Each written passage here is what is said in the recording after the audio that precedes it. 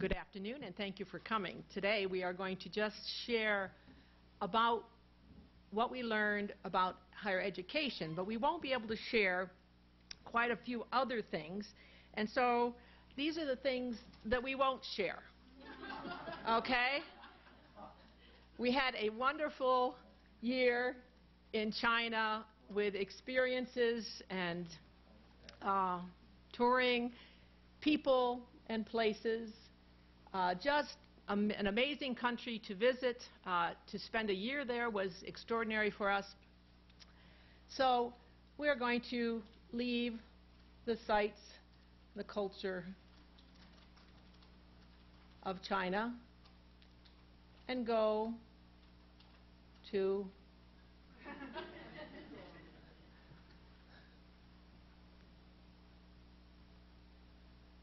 the place where we worked for 1 year. How did we get to this place? That was a question that was asked by almost every person that I met in China who was able to engage a conversation with me.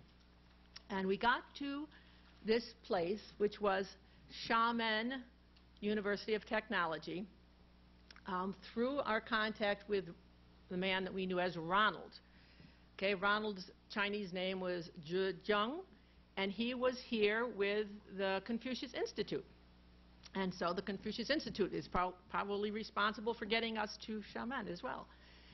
He taught English here for, I think, he taught Chinese here for 1 year. He was an English teacher in China. And so he invited us. He said, come to my university. They always want people to teach. And so he talked about it and sent us documents. And after a year or two, and John said, I want to retire from Alfred State. So maybe now is the time to go to China. So we did. The university kindly gave me a leave of 1 year, and we took off for China. I'll give you a bit of background about the location we were in and the kind of institution we were at as well. And then we'll both talk about what we did at the institution, and we'll have some observations about differences we noted between higher education in China and higher education here in the United States. Of course, one of the dangers of putting us up here is that we're not really experts on China. We're just giving you our impressions of life in China and how we lived in China and the things that we learned. But China is certainly a huge country with many, many people and a diversity of cultures and languages and a long history that could take a lifetime to learn about. And certainly it's worthy of that. It's a fascinating place, and I'd like to spend more time there at some point, but the same could also be said about so many other places in the world. So we'll see how that goes. Anyway, we were in southeastern China, about this location on the ocean in Fujian province. Of course, China, in terms of area, is about the same, just slightly smaller than the United States. But it has 1 billion more people. And those people are concentrated in the coastal area. In basically this region. The largest cities are in that area, Beijing here to the north, and Shanghai, Hong Kong. We were located about 300 miles north of Hong Kong along the coast, just across the strait from the island nation of Taiwan, which of course is, whoops, went the wrong way, didn't we? Let's try that again. There we go. Okay. So here's a closer-up view of that area with the city of Xiamen shown about 130 miles across the strait from the island of Taiwan. We did have the opportunity to visit Taiwan for a week over our semester break and really enjoyed our contact there as well. Xiamen is a city of about 3.5 million people, which makes it about Chicago size. If it were in the U.S., it would be the 3rd largest city in the United States. But in China, it's about the 31st largest city that's there. Just to put this in perspective, the United States has 9 cities of more than 1 million. Guess how many in China are more than 1 million? It took me a while to count them, but Wikipedia came to my assistance. About 150 cities of more than 1 million. So if you go into the cities, you're going to see a lot of large cities, and you're going to be overwhelmed with the press of humanity, with all the people. And also, you'll be overwhelmed with the attention you get as a foreigner, because even though there are more Westerners, expatriates there than there were in past years, we're still a definite minority, and many people don't see Westerners on a regular basis. So you're often treated as a curiosity, but also as a celebrity, and both of those take some getting used to. And here's an even closer view. Xiamen started out its history as an island city. It was called Amoy during the era of the imperialists coming in and forcing treaties on China. It was one of the treaty ports that Britain arranged with, under the point of the sword, basically, with China for rights to trade in China. Xiamen was a major port, a deep water port for exporting tea. The inland regions of Xiamen province, the mountainous areas, are major areas for tea plantations. And the story goes that the tea that was dumped into Boston Harbor at the Boston Tea Party back in the late 1700s got on the boat here in Xiamen, or Amoy, to make its way across to the United States. Now today, Xiamen has spilled over onto the mainland, and so about 1.5 million people live on the island. And the rest of the population lives in several districts on the mainland. So you can think of it somewhat analogous to New York City, with Manhattan being the historic and business center of the city, but then other districts out in the other regions. We lived and worked in the region called Jimei, which was also known as College Town by the expatriates, because there were 3 major universities in Jimei. One major university, the best-known university in Xiamen, on the island, the oldest one, and sometimes called part of the Chinese Ivy League, Xiamen University, or Shada locally. But there were 3 other major universities in Jimei, with a combined enrollment of the 4 universities of about 110,000 students. So these were relatively large universities. But this is an area with a lot of natural beauty because of the mountains and the ocean coming together. A lot of small islands off the coast as well, including these 2 small islands here, which are still administered by nationalist China, by Taiwan. And so there is a boundary line that runs right along here.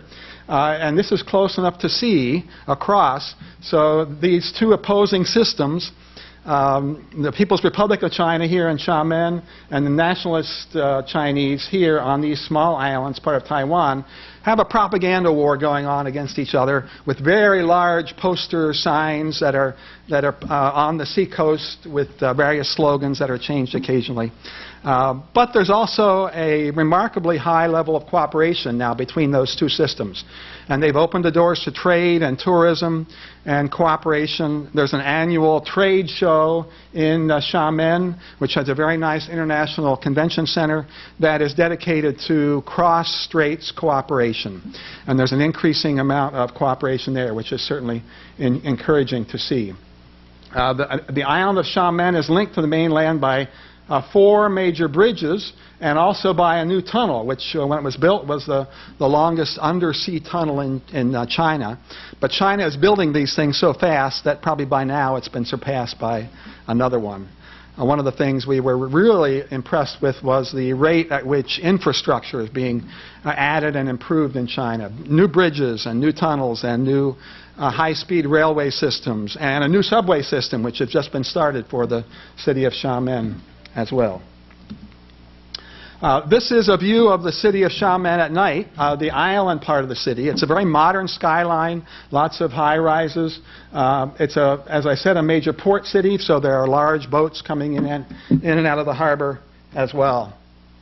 And you still see some traditional boats pulled up on the beach. There are very high tides in this part of China, and so at low tide, many of the traditional fishermen's boats are stranded on the beach as well. This is in Jimei, the Jimei beach, just 4 or 5 miles from our apartment where we lived.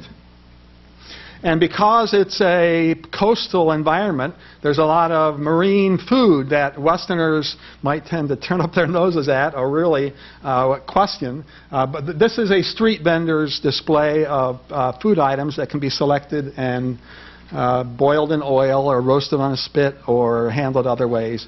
We saw a large variety of things we had never seen as offered for food before, and in some cases didn't know what they were, but that included scorpions and squid and octopus and all kinds of crabs and other marine invertebrates. I would have loved to take an American biology class through some of these markets for a field trip, because a lot of these creatures were alive in small containers of seawater with bubblers in them to keep them fresh for the folks who wanted to come and pick them up for dinner. The sea also had quite an impact on the culture and the history of that area. These are called dragon boats, and every spring in coastal China there is a major holiday devoted to dragon boat racing in the springtime. And so crews of people will sit along these boats with oars and will have races across the dragon pond. This is Jimei, a dragon pond with some very nice observation decks along the side for the celebrities to watch the races from. But on Dragon Boat Day, this area had the atmosphere of a sort of a county fair or a major festival of some kind. A very interesting place to be, and a very colorful environment as well. This is a portion of an inland lake on the island of Xiamen. What used to be an inlet from the sea has been closed off for port facilities and is now a lake. This is a traditional statue of a legendary figure in Chinese history who saved her family with the cooperation of an egret, which is sitting on her shoulder. That gives you a chance to see the skyline of Xiamen as well. Xiamen does have a very good public transport system. Because we didn't have a car, and we're not allowed to drive because we didn't have a Chinese driver's license. They don't recognize international or Western driver's licenses. We did use the bus system a lot, as did a lot of our students. And the bus system, often crowded, of course, to the point of having to push your way inside the doors and shrink back from the door as it closed just inches from your nose sometimes. It worked pretty well, very inexpensive, and relatively clean and convenient. But there were also some older-fashioned modes of transport like this. We didn't see any pedal cabs in Xiamen, but in some other parts of China we did still, especially for the tourists. There's a very nice pedestrian area, pedestrian shopping area in the older part of Xiamen City. It looks like this. You'll notice a lot of the signs in English and Chinese as well, or often in Pinyin. Pinyin, for those who don't have much contact with China, is the phonetic equivalent of Chinese in a system of transliteration that allows you to get a close approximation of the sound of Chinese by reading the Romanized letters that are there. And so we did learn to make ourselves understood in Pinyin to a small extent, at least. This is the part of the university campus that we taught at. I mentioned that there are 4 major universities in Xiamen. Xiamen University of Technology, XMUT, known locally as Ligong, which just means technology, sort of like Alfred Tech. We would say tech. They would say Ligong or technology. Built a new campus out at the edge of the city in the suburbs of Jimei, right up against the mountains, which give a nice backdrop for the campus, around an artificial lake. This campus was built just in 2007, when the whole university system across China was undergoing a tremendous expansion. I'll show you a graph later on, but I'll just mention that in a 15-year period, starting in about the late 1990s, Chinese higher education increased its enrollment by a factor of 7, the total enrollment, which includes total graduates as well. And that line is still going up, unlike the line here in the United States with slightly declining enrollments. The enrollment in Chinese higher ed is still increasing. It was very much like a park-like environment. We really enjoyed being able to walk around the campus from building to building, across the lake, through some wooded areas, having the backdrop of Tianma Shan, a mountain of heaven there in the background, which I climbed a few times. There's a very nice paved path with cut stone steps. About how many of them? 1,200 steps or so. I mean, going to 1,500. 1,500 steps going to the top of the mountain. 14 1,475 feet. This is a, I counted on the way down one time. This is a satellite view from, of course, Google Earth of that area showing the main campus of XMUT. As part of our contract, we were provided a very nice apartment, 3-bedroom, modern apartment, in an apartment complex about 1 kilometer, about 6/10 of a mile from our apartment entrance. It was in a gated community that was quite safe, quite secure.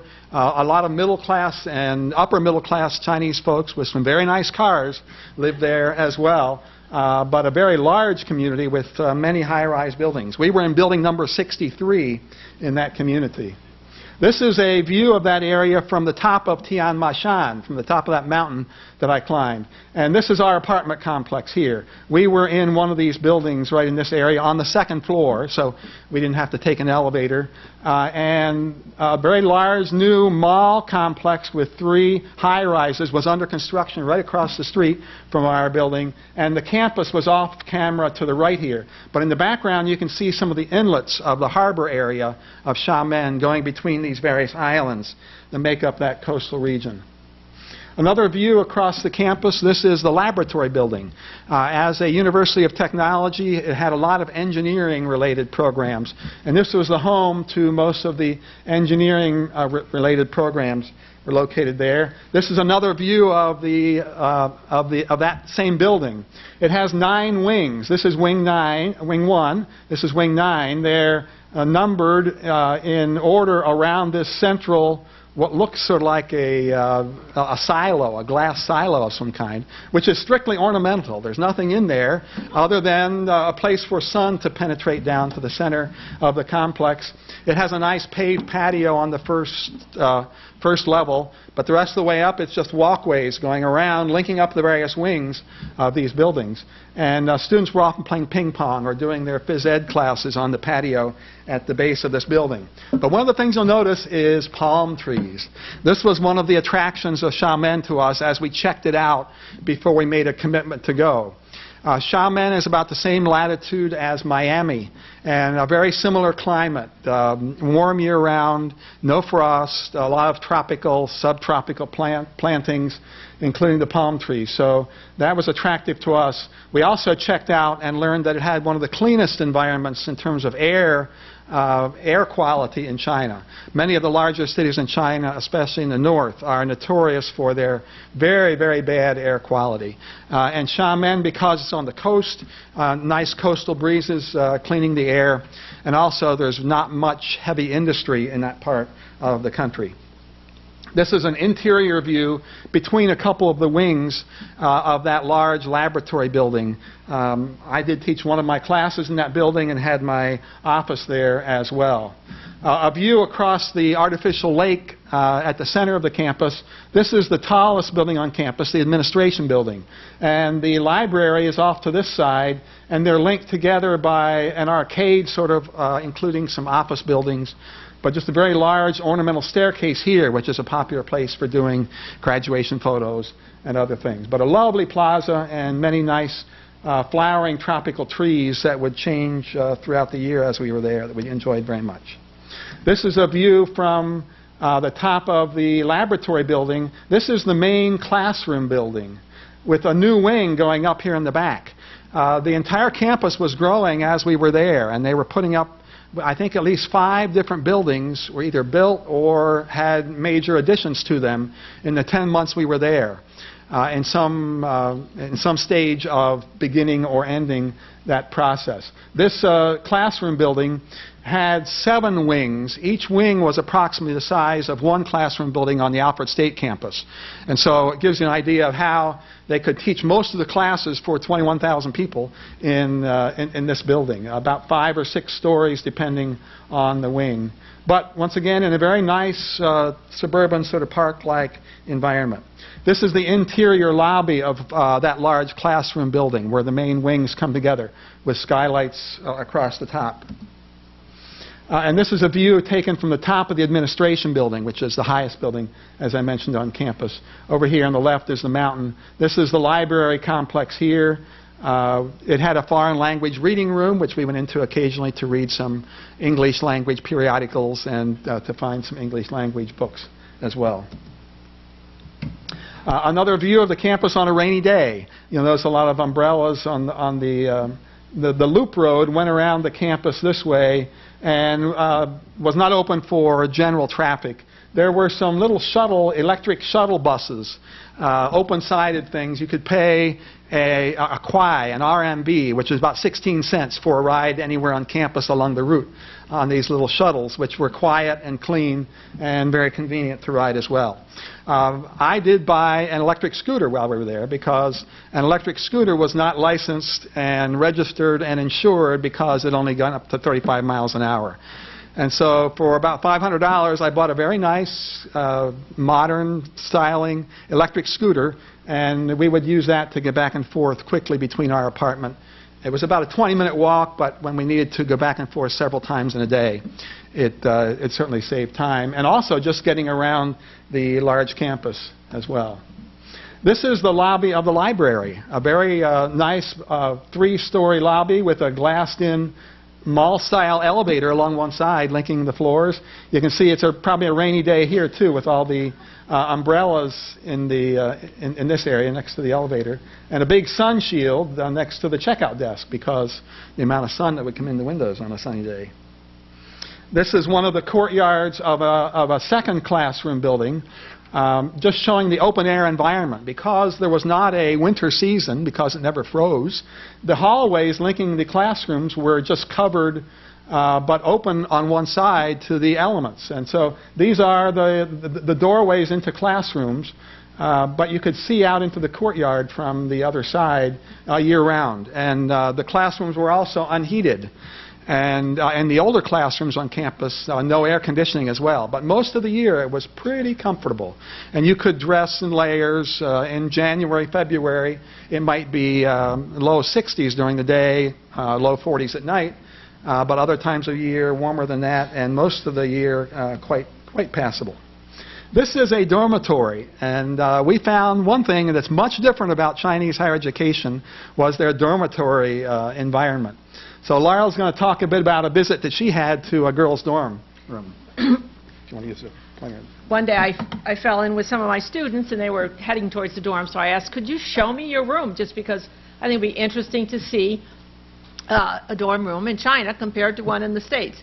So these 4 dear girls, whom I really loved a lot, showed me their room. And this is the width of their room, basically. They have 6 girls in one space, 2 bunks on top. Those are mosquito nets during the season of mosquitoes in the springtime. And then towards the end of the room on the left are their storage. So they have 6 units. So each one gets a stall for their storage of their materials. And underneath one of the upper bunks, they have 3 desks and 3 bookcases, and that is what they share. So I think it's probably good that the climate is nice, because spending a lot of time in that small room, I think, would be hard. So I think they spend a lot of time outside because the climate is really lovely, and so they go out and don't have to be in a small space. But they're definitely crowded rooms compared to the situation in the United States. This is one of the eating alternatives on campus. There's a rooftop cafe called the Solo Cafe, sort of a coffee house atmosphere on one of the classroom buildings, looking at the back side of the administration building here. But this was a pleasant place to go to have some coffee or tea. And this was a new building that went up on campus while we were there, a Japanese-style cafe, sort of small restaurant, built on an artificial hill in the center of the campus. And while we were there, this large artificial waterfall was built. We couldn't believe the size and the complexity and the design. and the number of pumps and things that were involved with putting up an artificial waterfall like this on campus, with a little bridge that led to the Tiny Love Cafe. That was the literal translation of the Chinese name for this place. We had a Christmas party there on Christmas Day. We also went there almost once a week throughout the semester for a meal, because we ate a lot of Chinese food, but this place served some Western food. And so with the dining dollars, or the dining funding that the university gave us on our ID card, we got the equivalent of about $120 per semester each put on our card that could only be used for dining on campus. And so we could eat in the dining hall with the students, which we did sometimes, or in a faculty dining hall, but we could also spend these dining dollars here in the Tiny Love Cafe. And so we enjoyed doing that once in a while. This is one of the dining areas, sort of in a food court type mall environment that the students have access to. So this is in the student dining hall area, and the students on their card, after they place an order, place their card on top of a machine, and the server punches in the amount that will be deducted, and they can go on to another server somewhere else if they want to. We ate lunch on campus usually twice a week or so, and this is one of our lunch trays. The two of us would share a tray like this at lunch. We got a lot of raised eyebrows for doing that. But we found this to be plenty of food for two of us. And the total cost for this tray of food was the equivalent of about $2 for two of us. We found that eating in general, and even dining out, even at very nice restaurants, was very inexpensive and very good and a great adventure. We really enjoyed eating and food in general, and learning about food and enjoying food in China from a variety of cooking backgrounds, but from a variety of countries as well. The city we were in had a Korean restaurant and a Thai restaurant, which was one of our favorites. We went to almost every Sunday. As with any university campus that we've ever worked with, there are lots of opportunities for extracurricular activities. The first week we were there, the students were recruiting, just like they would here, to bring students into their organization. So this is a group of students in the dance club, in the ballroom dancing club. So they're dressed up in their ballroom dancing outfits and trying to bring in some new recruits. There was a race car club on campus. Of course, they have an automotive engineering program, and these kind of guys, they're almost always guys, very interested in racing, even small race cars like this. I happened to stumble upon this one being loaded into a truck for a race, and they won a national race with this car while I was there, and we're very proud of the trophy that they got. They call themselves the Amoy Race Club. They used the old international name for Xiamen for the name of their club. Music, of course, was popular. Western style, rock, very popular music in general. English standards from the West were sung and heard and being played on the personal players and everything. This was a student group that played on campus during some festival they were having. You can see some shelters in the background. Up here's that Tiny Love Cafe I showed you earlier. Basketball was also very popular. And most of the guys knew more about NBA players and NBA teams than I did, because I don't follow basketball on a regular basis here in the U.S. But you saw a lot of pickup games of basketball on the outdoor courts. These are all dormitories in the main dormitory complex in the background. One thing you'd always see in the dormitories was laundry hanging on the lines on the porch. Every room had an outdoor porch covered. But there were no dryers. They had washers provided. But the same way in our apartment. We had a washing machine but no dryer. So we hung our clothes on the line while we were there. They had very nice recreational facilities. While we were there, this facility went up, an open air, open at the sides, covered on top, badminton and volleyball court. Badminton especially we found to be unusually popular in China compared with here in the United States.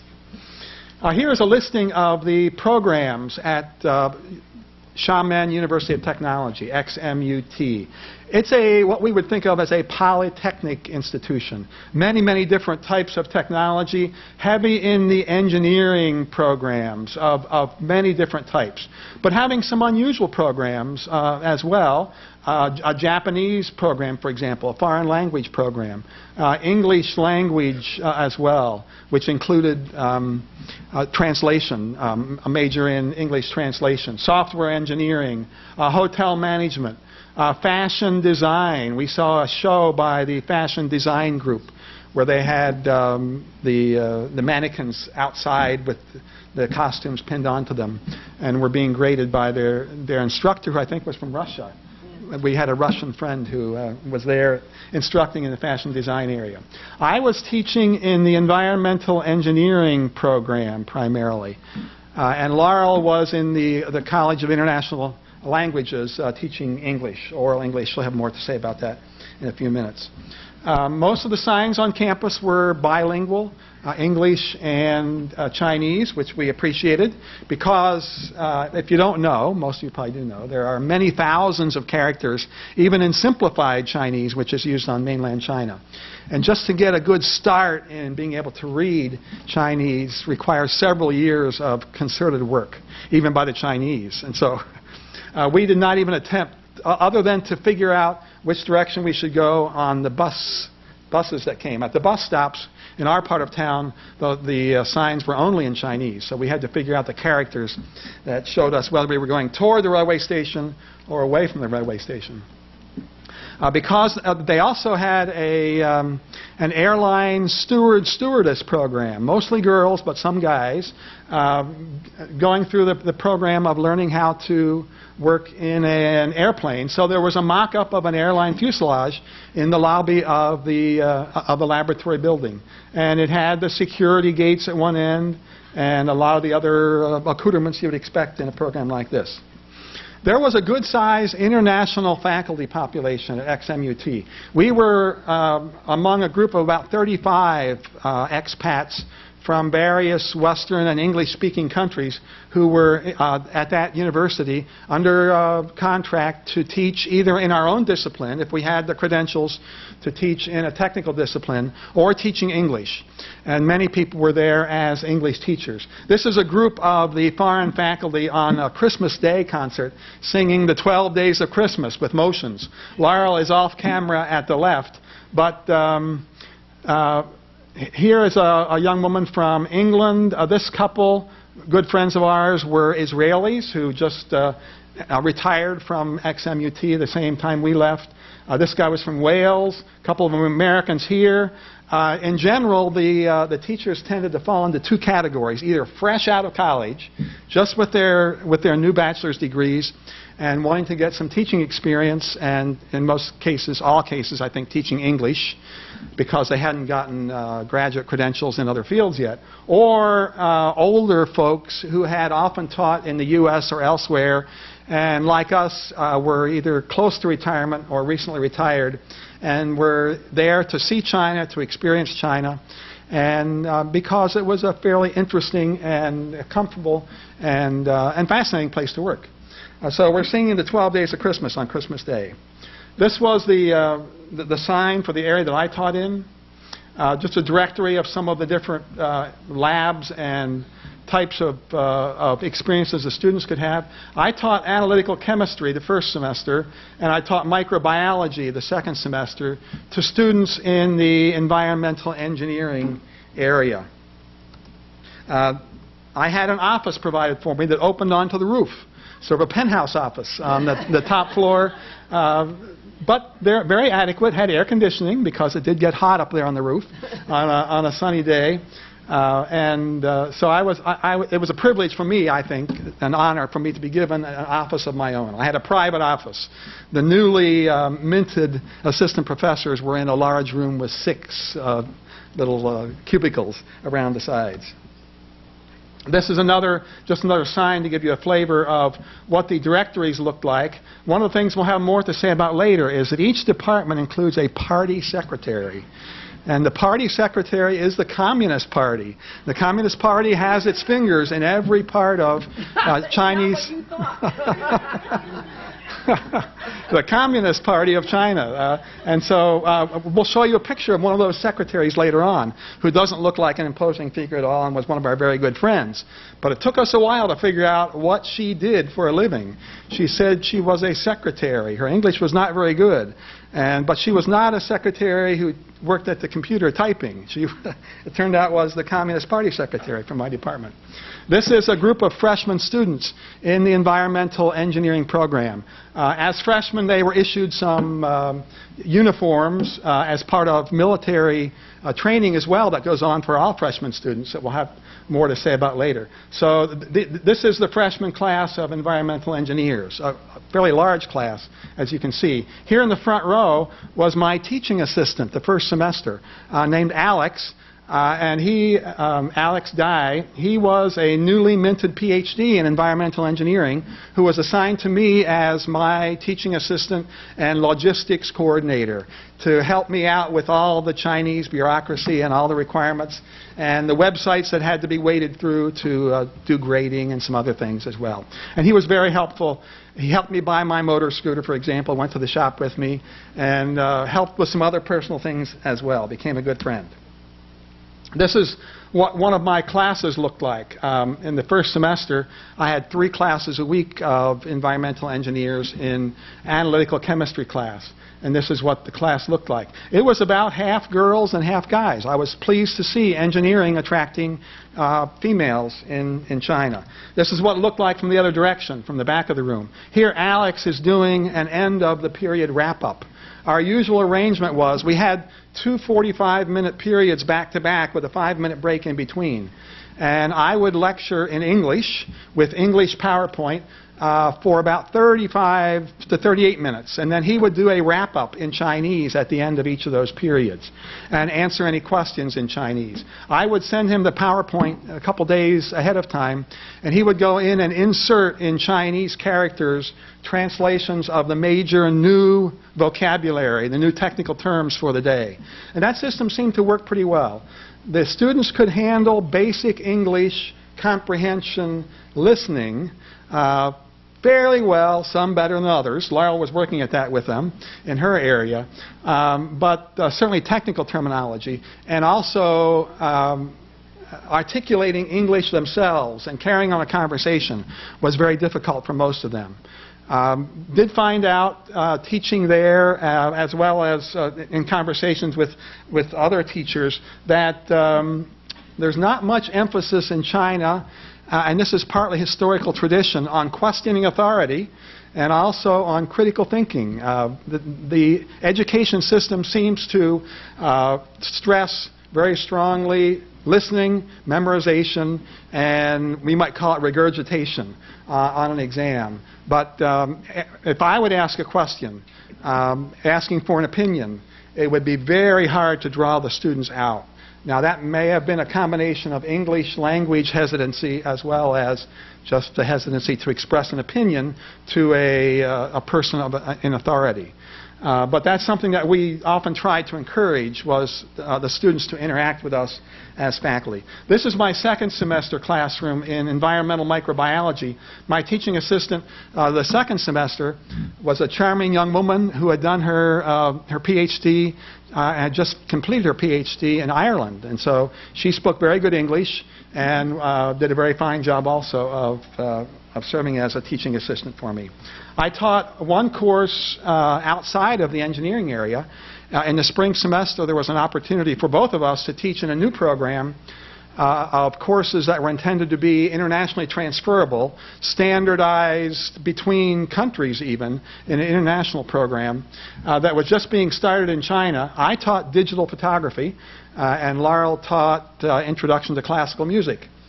This was an evening course. Part of my digital photography was teaching some Photoshop skills in a computer lab. So we spent 5 weeks of the course in a very nicely equipped computer lab. This is a microbiology laboratory. Very nice microscopes, binocular, fairly new microscopes that were certainly equivalent to what is used here for collegiate teaching purposes. But, of course, many of the same routines. Gram staining, for those of you who have ever taken a microbiology course, was the topic of the day, and so the students are fixing their smears on a stain over an alcohol burner instead of a Bunsen burner.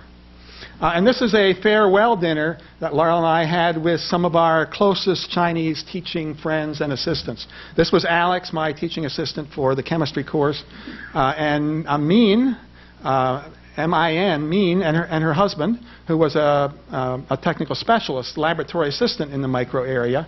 And then this was a good friend of Laurel's, and I think maybe she'll want to say something about that and then go on to the next slide. Yes, Jing is a friend who spoke English and had gone to school in Albany.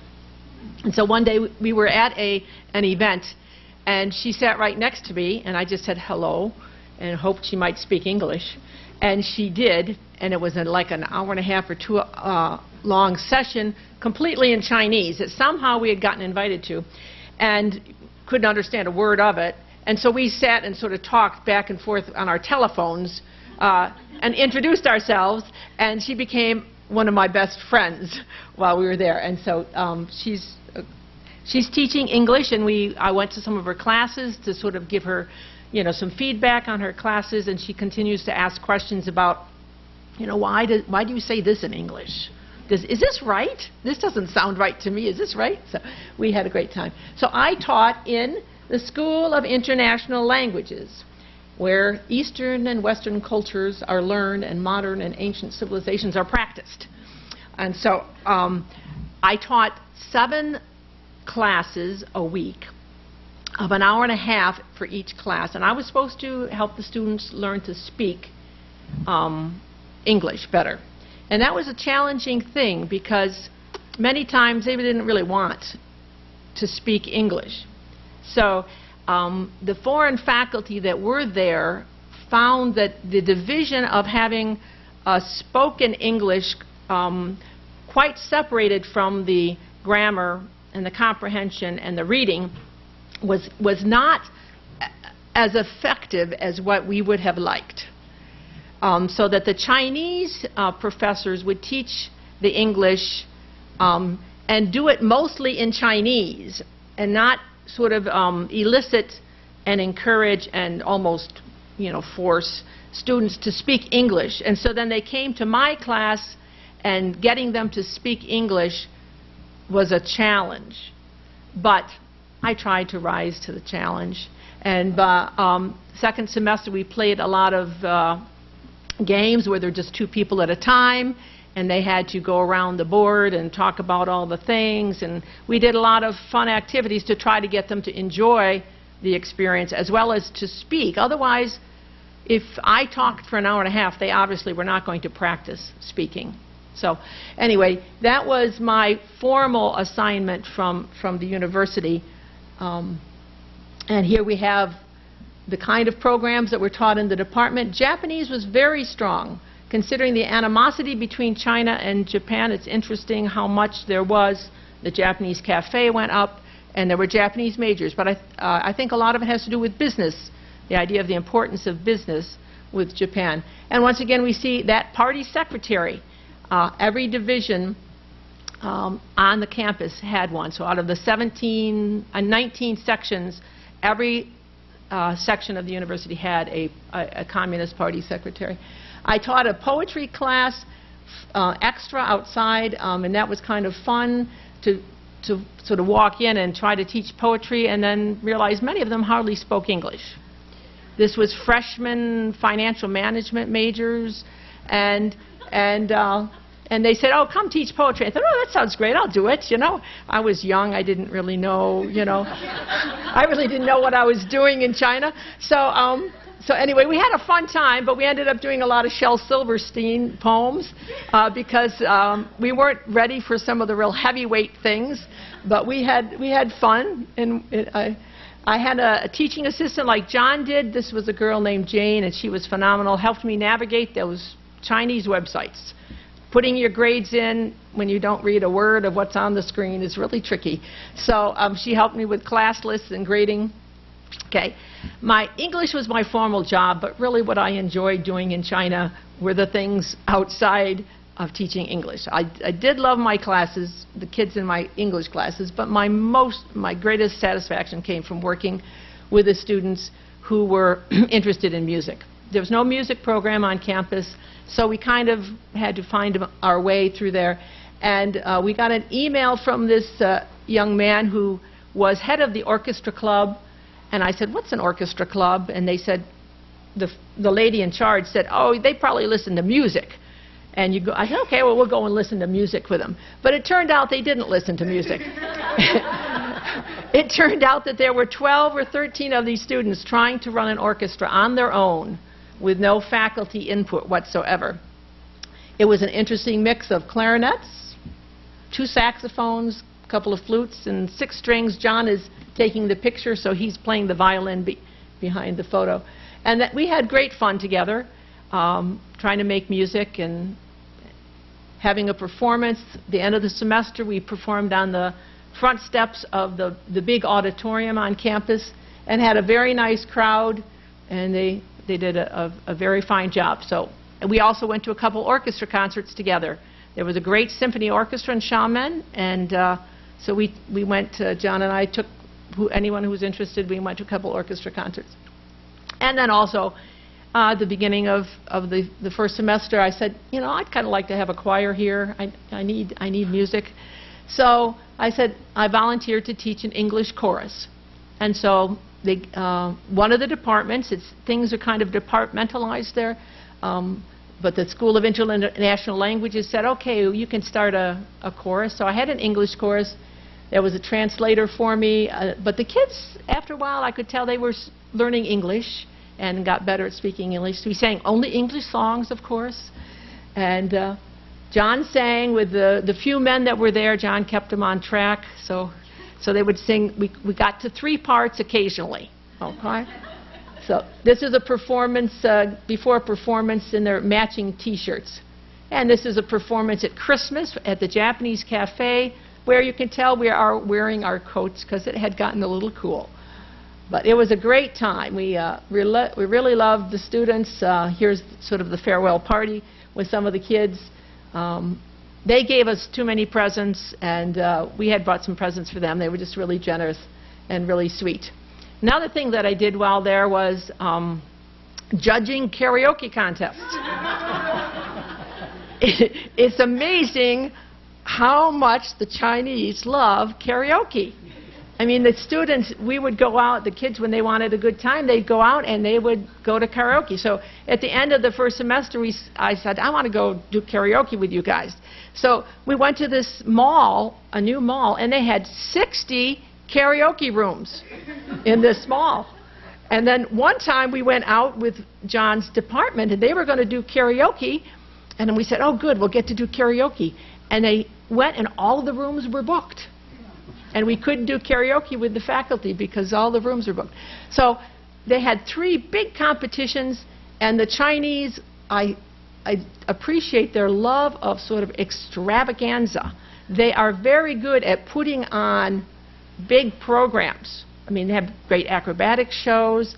And when they do these contests, they have the narrators on the left there, and you know, lights and smoke. First time I ever performed with bubbles and smoke. And so the first time I got to sing a solo for over 1,000 people. They won't let me sing here in the United States. But in China, I sang because I knew English, and the conductor of the choir, this was one of our other activities. We heard a choir sing early in the first semester, and we said, oh, we'd really like to sing in this choir. We didn't listen real carefully while they were singing, but we said, if it's a choir, we'll sing in it. So we joined a Chinese choir, which is really interesting because we don't speak Chinese, and the conductor didn't speak Chinese. So, but we learned to sing Chinese by writing the pinyin, and they asked me to sing a solo because I could sing it in English. And so we did a Japanese song, and see the choir with all of the beautiful dresses. They rent dresses for the concerts. So that was a fun thing. So I think, John, should I keep going there, or you want to take it here? Go ahead, Paul. Okay, so one of the first, where we heard that choir sing was at an opening event for freshmen. So look across that crowd. That is the welcome for the freshmen after their military training. Okay, because classes have started for the rest of the university 2 weeks before, and so they have a big welcome ceremony. So in the evening, it was really a great extravaganza, very, very impressive again. So that was something we learned about Chinese education, is that military training is mandatory and is part of the university experience. Okay? That was fun, though. Testing was something else that we experienced in China, and learning about the significance of the national exam, the Gaokao, as it's called. My students, I got a chance to talk a great deal to my students because they were supposed to be able to speak English, and I was supposed to engage them in conversation.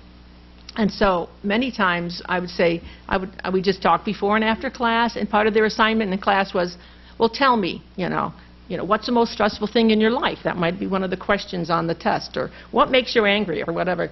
So anyway, testing, the Gaokao is a very stressful test. My students said, they don't sleep before it. And it happens one day a year.